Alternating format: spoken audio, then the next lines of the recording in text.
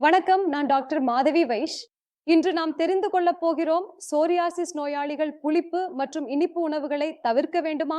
தவிர்க்க வேண்டுமென்றால் ஏன் என்று பார்க்கலாம்.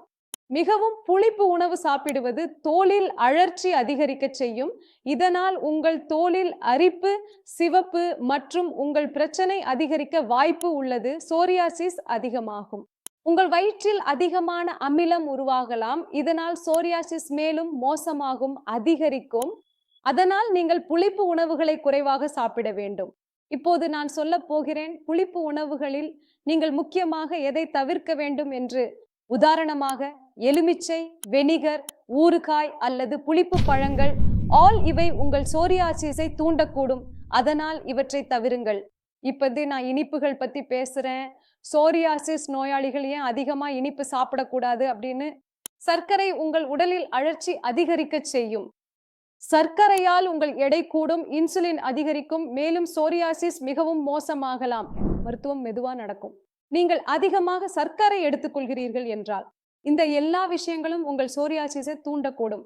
அதனால் ரிபைன் செய்யப்பட்ட சர்க்கரை, இனிப்புகள், கேக், சாக்லேட், குளிர்பானம் மற்றும் பாக்கெட் ஜூஸ் ஆகியவற்றை குறைவாகவே எடுத்துக்கொள்ளுங்கள் அல்லது என் பரிந்துரைப்படி முற்றிலும் நிறுத்திவிடுங்கள். நீங்கள் எந்த வகையில் சர்க்கரையை உங்கள் உடலில் எடுத்துக்கொள்ள வேண்டும்? இப்போது நான் உங்களுடன் சோரியாசிஸுக்கு ஏற்ற உணவு முறையை பகிர்ந்து கொள்கிறேன். உங்கள் உணவில் பச்சை காய்கறிகளை சேர்க்கலாம். லவுக்கி, தோரி, பரங்கிக்காய், பழங்களில் பப்பாளி, ஆப்பிள், மஞ்சள் ஆகியவற்றை பயன்படுத்துங்கள். இது உங்களுக்கு மிகவும் பயனுள்ளதாக இருக்கும். சீரகம் மற்றும் அதிகமான தண்ணீர் உங்கள் தோலை ஈரப்பதமாக வைத்திருக்கும். மேலும் உங்கள் தோலை ஆழமாக ஒவ்வொரு முறையும் ஈரப்பதமாக்குங்கள். உங்கள் தூண்டுதல்களை, ட்ரிகர்ஸ் கண்டறிந்து அவற்றை முற்றிலும் நிறுத்தவும் அல்லது தவிர்க்கவும்.